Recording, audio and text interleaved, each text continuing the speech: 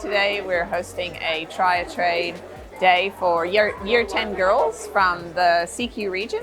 So it's really important to have inclusivity in the trade sector. I know that some industries are doing really well at this and others not so much.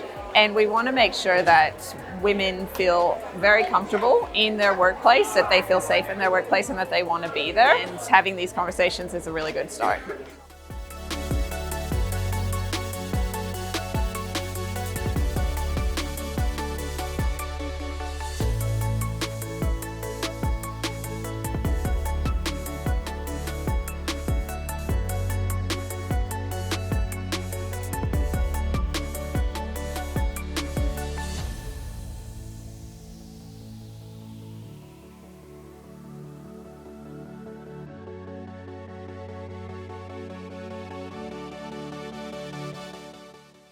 It's definitely encouraging to see people who have already done it, to know it's like possible. There's so many people here right now, it's just like girl power.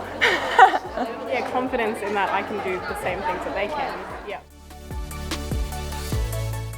Like it's good getting that representation out there, that like they're not alone, and slowly start to build that community as well, and then eventually there will be like no work sites where there is just the only female on site type of thing. So I look forward to that type of future.